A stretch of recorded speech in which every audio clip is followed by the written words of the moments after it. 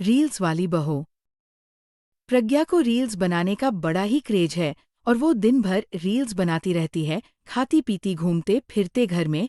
College में reels बनाने के लिए प्रज्ञा पूरे कॉलेज में हाइलाइटेड है, जहां उसके रील्स सबको पसंद आते हैं। वहीं मनीषा चिंता में डूबी रहती है। एक रोज जब खाते हुए प्रज्ञा रील्स बना रही होती है, तब मनीषा कहती है, एक मिनट भी चैन नहीं है इस लड़की को। ये नहीं कि खाना तो आराम से खा ले, लेकिन नहीं, अरे थोड़ी देर रील्स नहीं बनाओगी तो आसमान नहीं टूट पड़ेगा। अरे मम्मी, इसी को तो कहते हैं डिटर्मिनेशन। तुम नहीं समझोगी ये सब। हे भगवान, इस लड़की को सद्बुद्धि दे। जब देखो तब टेढ़ा बाका मुंह बनाती रहती है। मनीषा की बात का प्रज्ञा पर जरा भी असर नहीं होता और वो खाते खाते रील्स बनाती रहती है। दिन बीतने लगते हैं और देखते देखते प्रज्ञा का कॉलेज भी खत्म होने लगता है। आए दिन कोई न कोई मनीषा को प्रज्ञा की शादी करवाने का सुझाव दे जाता है। सब ठीक ही कहते हैं, प्रज्ञा की शादी कर देनी चाहिए। अपने घर के काम काज में व्यस्त हो जाएगी तो खुद ही ये रील्स और नाच गाना बंद हो जाएगा। मनीषा और प्रेम प्रज्ञा के लिए एक अच्छा लड़का देखने लगते हैं और तभी विक्की का रिश्ता प्रज्ञा के लिए आता है, जिसने प्रज्ञा को उसकी रील्स देखकर पसंद कर लिया था। अगले दिन विक्की अपने माता पिता के साथ प्रज्ञा के घर पहुंच जाता है और प्रज्ञा साड़ी पहने हाथों में चाय की ट्रे लेकर उनके सामने आती है। जब विकी को पसंद है तो हमें भी बहू पसंद है। बहन जी, आप बारात की तैयारी कीजिए। एक बार लड़का लड़की अकेले में बात कर ले तो अच्छा रहेगा। हाँ हाँ, क्यों नहीं। मनीषा विक्की को प्रज्ञा के कमरे में भेजती है, जहां प्रज्ञा पहले से ही रील्स बना रही होती है। तभी विक्की कहता है, आ गए आपके साजन जी। हमारे साथ ये रील्स कंप्लीट करती तो और भी अच्छा रहता। अच्छा जी, अब आ ही गए हैं तो बना ही लेती हूँ आपके साथ। दोनों मिलकर रील्स बनाते हैं। जब वी मीट और तुरंत पोस्ट कर देते हैं। जब आप साड़ी में चाय लेकर आए तब मुझे लगा कि कहीं मैं गलत घर में तो नहीं आ गया। अब सही है। दोनों की शादी पक्की हो जाती है और शादी के दिन भी प्रज्ञा रील्स बनाने से चूकती नहीं है, यहाँ तक कि बारात के समय भी रील्स बनाती है। सभी लोग प्रज्ञा के तारीफों के पुल बांध देते हैं और प्रज्ञा नाचते गाते ससुराल चली जाती है। सब कुछ अच्छा चल रहा होता है। प्रज्ञा ये भी हर दिन रील्स बनती रहती है, लेकिन कुछ दिनों के बाद सुनीता कहती है, बहू, ये रील्स के साथ साथ कुछ काम भी कर लिया करो। वैसे तुझे और क्या क्या बनाना आता है?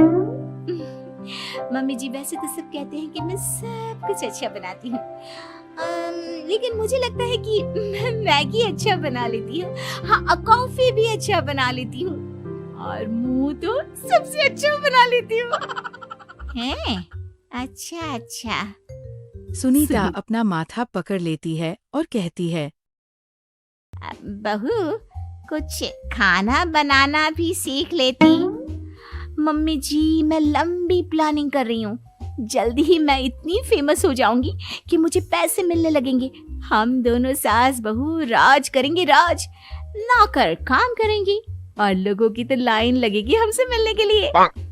तेरा दिमाग खराब हो गया है क्या बहू? हंसी मजाक तक ठीक है, लेकिन इस तरह घर नहीं चलते। जितना जल्दी हो इस घर के तौर तरीकों को सीख लो। प्रज्ञा मुंह घुमाकर वहां से चली जाती है और तुरंत रील्स बनाती है।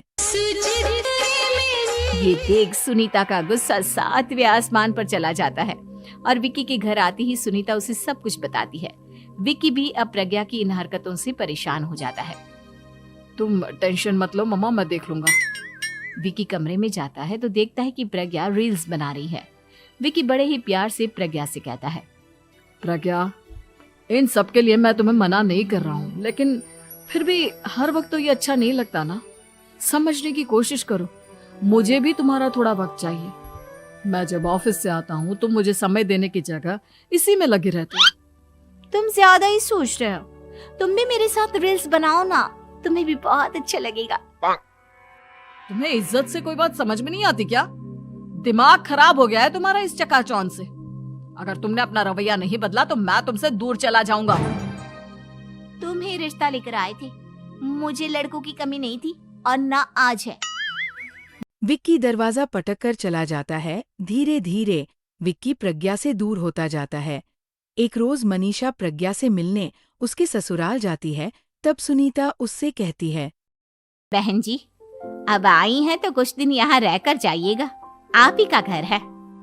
हाँ मम्मी, बहुत दिन हो गए तुम्हारे साथ एक भी रील नहीं बनाई मैंने। प्रज्ञा तुरंत अपने फोन में रील्स ऑन कर लेती है। ये सब मुझसे नहीं होता। तेरा ये भूत अभी तक नहीं उतरा क्या? बहन जी, आप कुछ कहती नहीं क्या इसे? जब आप ही कुछ नहीं कर पाई तो मैं कर ही क्या सकती हूँ। सास तो वैसी ही बदनाम है। शाम के समय लाइट चली जाती है। तब मनीषा प्रज्ञा से कहती है, बहुत दर्द हो रहा है, तू लाइट का कुछ इंतजाम करना बेटा। अच्छा, कैंडल जला देती हूँ मम्मा। प्रज्ञा गाते हुए कैंडल जलाती है और खिड़की के पर्दे के पास रख देती है। मनीषा, जिसे बहुत दर्द हो रहा है, वो सो जाती है और प्रज्ञा हमेशा की तरह अपने रील्स में लग जाती है। उधर कैंडल की वजह से पर्दा आग पकड़ लेता है और मनीषा के कमरे में आग लग जाती है। बचाओ, कोई है, बचाओ! सभी भागते हैं और विक्की कमरे की आग बुझाने में लग जाता है, लेकिन तब तक मनीषा आधी जल चुकी थी। मनीषा की हालत देख प्रज्ञा रोने लगती है। विक्की मनीषा को तुरंत हॉस्पिटल ले जाता है और उसे एडमिट कराता है। विक्की प्रज्ञा से कहता है, देख लिया ना, तुम्हारे इस नाच गाने की वजह से आज तुम्हारी माँ की जान जाते जाते रह गई। अब पता नहीं तुम और क्या चाहती हो। उधर डॉक्टर कहते हैं, इनकी हालत बहुत नाजुक है, आधे से ज्यादा जल चुकी है। प्रज्ञा रोती हुई मंदिर में जाती है और भगवान के आगे जाकर कहती है, भगवान, मेरी माँ को ठीक कर दो।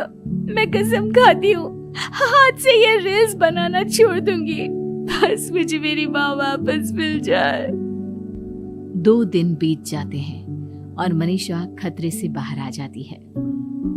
पेशेंट अब ठीक है, आप लोग उनसे मिल सकते हो। सब कोई मनीषा से मिलता है और प्रज्ञा सबके सामने अपना फोन तोड़ देती है। मुझे माफ कर दो मम्मा, मैंने तुम लोगों की बातों को नजरअंदाज किया।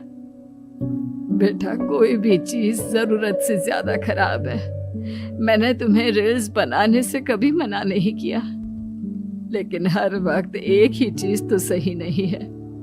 मैं समझ गई हूँ मम्मा, आई एम सॉरी। प्रज्ञा उस दिन से रील्स बनाना छोड़ देती है और पूरी तरह से अपने घर में लग जाती है।